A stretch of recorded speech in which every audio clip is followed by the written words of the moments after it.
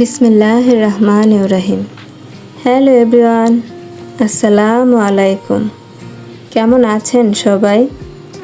আশা করি কাছে ও দূরে, দেশ কিংবা দেশের বাইরে যে যেখান থেকে আমার আজকের ভিডিওটি দেখছেন বা শুনছেন, মালিকের দয়ায় সবাই সুস্থ আছেন, ভালো আছেন, নিরাপদে আছেন। আমরাও আলহামদুলিল্লাহ আপনাদের সকলের দোয়া ও ভালোবাসায় মালিকের অশেষ দয়ায় বেশ ভালো আছি।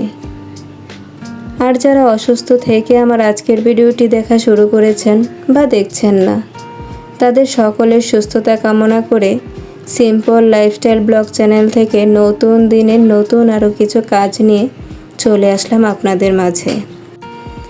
আশা করছি বরাবরের মতো আমার আজকের ভিডিওটি আপনাদের কাছে অনেক ভালো লাগবে। ভিডিওর শুরুতেই আমার আপুদের কাছে অনুরোধ করে নিচ্ছি, প্লিজ একটি লাইক দিয়ে ভিডিওটি কন্টিনিউ করবেন। আপনাদের একটি লাইক আমাকে অনেকের মাঝে পৌঁছে দিতে সাহায্য করবে। আর প্লিজ কেউ স্কিপ করে দেখবেন না, এতে করে কিন্তু আমার চ্যানেলের অনেকটাই ক্ষতি হচ্ছে। আমার প্রিয় আপুরা এত মিষ্টি মিষ্টি কমেন্ট করে, দেখে একদম মন ভরে যায়। তাহলে তো নিশ্চয়ই ভিডিওটা ভালো লাগে, কিন্তু সবাই কেন যেন লাইক দিতে একদমই ভুলে যায়। তাই প্লিজ আপু একটি লাইক দিয়ে ভিডিওটি কন্টিনিউ করবেন। আমি জানি আমার সকল আপুরা অনেক গুণী। সবাই আমরা যে সকল গৃহিণীরা আছি, সকল প্রকার টিপসগুলোকে ফলো করেই কিন্তু কাজগুলোকে সহজ করে থাকি। তারপরও এক একজনের কাজের কৌশলগুলো এক এক রকম থাকে, কিছুটা শেখার ধরনও আলাদা থাকে। যেমন ধরেন, আমি কিন্তু এই ইউটিউব প্ল্যাটফর্ম থেকে অনেক কিছু শিখেছি, অনেক কাজ করা শিখেছি। আচ্ছা যাই হোক, শুধু ভগভগই করে যাচ্ছি। আমাদের শহর এলাকায় ছাই কিন্তু একটা খুব কস্টলি বিষয়, তাই না?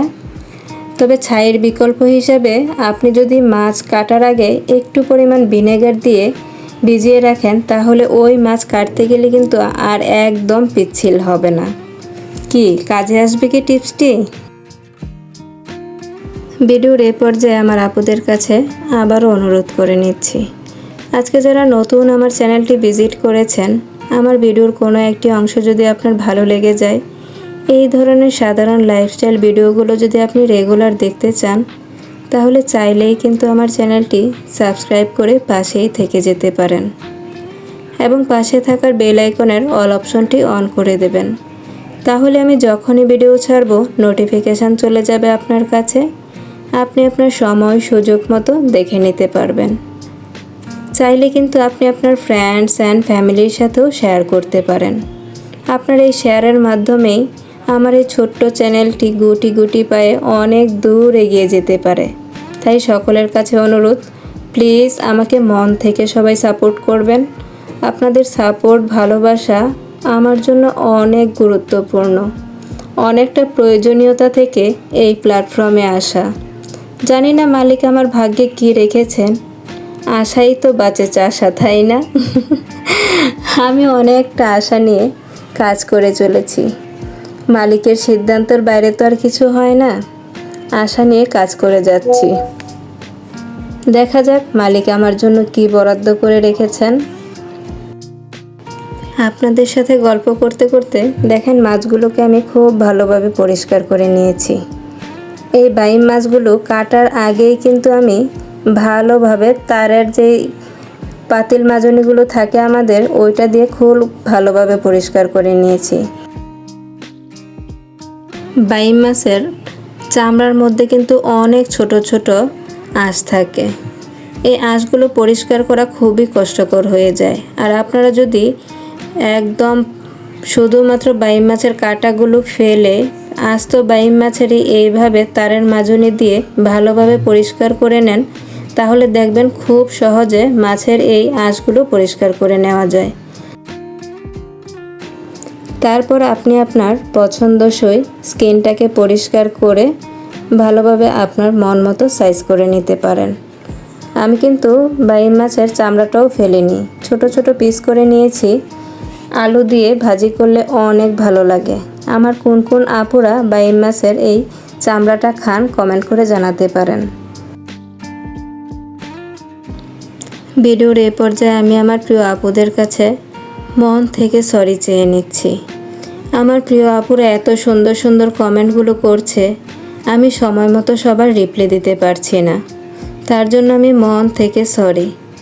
আসলে একটা মোবাইল থেকেই ভিডিও করা, এডিট করা, ভয়েস দেওয়া, তারপর আবার ছেলের প্রয়োজন মতো বাইরে যেতে হচ্ছে, তখন তো মোবাইলটা বাধ্যতামূলক ওর সাথে নিয়ে যায়, যার জন্য সময় মতো সবার কমেন্টে রিপ্লাইও দিতে পারছি না, অনেক আপুদের ভিডিওতে কমেন্টও করতে পারছি না। আশা করছি আমার সমস্যাটা বুঝতে পেরে সবাই আমাকে মন থেকে সাপোর্ট করবেন। আমার ভিডিওগুলো খেয়াল করে দেখলেই হয়তোবা আপনারা বুঝতে পারবেন যে হয়তোবা ছোটোখাটো একটা ক্লিপ দিয়ে ভিডিওটা সাজিয়ে নিয়েছি। কি করব, কিছুই করার নেই, সব কাজের সময় হয়তোবা ছেলে বাসায় থাকে না বা উন্নত ভিডিওটাও করা হচ্ছে না, তার জন্য এইভাবেই আমার ভিডিওগুলো সাজিয়ে নিচ্ছি। আমার আপুরা ভালোবেসে আমার ভিডিওগুলো দেখছে, আলহামদুলিল্লাহ। তবে মন থেকে বিশ্বাস রাখতে পারেন, আমি কিন্তু যেহেতু বাসায় ল্যাপটপ আছে, সকল আপুদের ভিডিও একদম ফুল ওয়াচ করে দেখে থাকি, এইটুকু ভরসা রাখতেই পারেন। আচ্ছা যাই হোক, এবার ভিডিও রিলেটেড কিছু কথায় আসি। আমার আপুরা কি ভাবছে, মাছের বাগা দিচ্ছি তাই না? এই শব্দটার সাথে কে কে পরিচিত আমাকে কমেন্ট করে জানাবেন। আমাদের এলাকায় এইভাবে ছোট্ট ছোট্ট করে মাছ ভাগ করাকে মাছের ভাগা বলা হয়। আমি কিন্তু সেই ভাগাটাই দিচ্ছি, কি তাই না? আমার নিজেরও খুব হাসি পাচ্ছিল ভিডিও ক্লিপটা দেখে। একদম হাসবেন না কেউ, এটা কিন্তু আমাদের অনেক কাজে আসে। এইভাবে আমি একটা পলি ব্যাগে র্যাপ করে সুন্দর করে ট্রে সমেত ডিপ ফ্রিজে ঢুকিয়ে রাখবো। তারপর কিন্তু খুবই সুন্দরভাবে একটা ম্যাজিকের কাজ করবে। এখানে আমার যতটুকু একদিনে প্রয়োজন ঠিক ততটুকু পরিমাণ দিয়েই কিন্তু আমি মাছের ভাগাগুলো তৈরি করেছি। আপনারাও আপনাদের প্রয়োজন অনুযায়ী এখানে যে কোনো মাছ বা মাংস, আপনার যে কোনো জিনিস এই প্রসেসে ফ্রিজিং করতে পারেন। তারপর এই দেখেন, এবার শুধু বের করে আপনি আপনার প্রয়োজন মতো যে কোনো একটা বক্সে করে রেখে দিলেই কিন্তু একটার সাথে আরেকটা আর লেগে থাকবে না, এক বক্সেই আপনার সব কাজ হয়ে যাবে। আমার টিপসগুলো কেমন লেগেছে চাইলে কমেন্ট করে জানাতে পারেন। ভিডিওর এ পর্যায়ে কে কে আমার সাথে আছেন আমি তো জানি না, প্লিজ এখনও যদি লাইক দিয়ে না থাকেন একটি লাইক দিয়ে অবশ্যই আমাকে সাপোর্ট করবেন। আজকের ভিডিও থেকে আমি আমার প্রিয় আপুদের কাছ থেকে এখানেই বিদায় নেব। মালিকের দয়ায় সবাই সুস্থ থাকবেন, ভালো থাকবেন, নিরাপদে থাকবেন। আমাদের জন্য সবাই দোয়া করবেন। আল্লাহ হাফেজ। আসসালামু আলাইকুম।